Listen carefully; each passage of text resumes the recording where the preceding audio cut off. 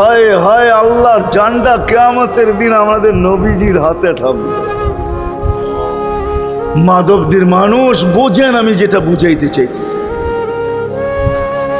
ওই হাসান হুসাইনের খবর নিবেন না, নিবে উম্মতের খবর।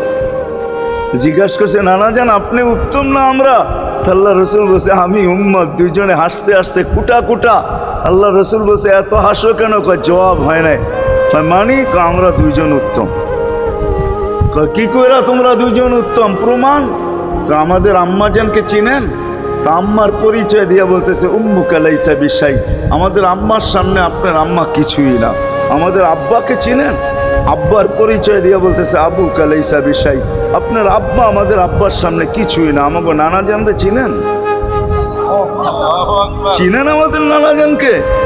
আমাদের নানা জানের সামনে জাদ্দুকা লাইসা বিশাই, আপনার নানা জানের তো মানুষ নামই জানে না। অনেকে আছে এখানে আল্লাহ রসুলের নানার নাম জানে না। জানেন? জানে না। আপনার নানার নামই মানুষ জানে না। আমাকে নানা জানকে চিনেন? তো দুইজনকে উঠায়া কোলে নিয়ে চুমা খাইতেছেন আর বলতেছেন তোমরাই উত্তম। মাইনা নিলাম। হায় হায়, ও মাধবদীর মানুষ যে কিয়ামতের মাঠে বলতেন,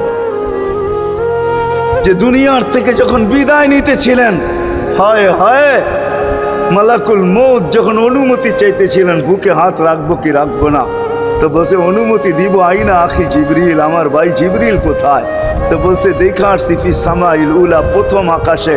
একটু পরে উনি সালাম দিয়া ঢুকছেন, ওনার চোখে পানি ছিল।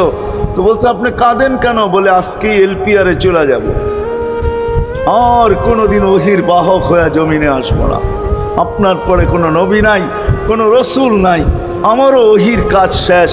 ওহির সুবাদে কখনো কখনো নৈকট্যময় জায়গায় চলে যেতাম, আজ থেকে আর যাওয়া হবে না। আমার চোখে পানি। দীর্ঘ ১.৫ লক্ষ নবী, ৩১৩ জন রসুলের কাছে আমি নিয়ে আসছি।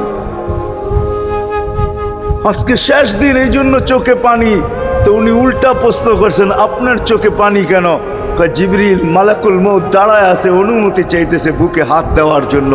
এখনো এক প্রশ্ন বাকি। বলছে সেটা কি? বলে ফামান লিবাদিলি উম্মতি। অথচ ৯ ঘরে চুলা জ্বালানোর মতো তেল ছিল না।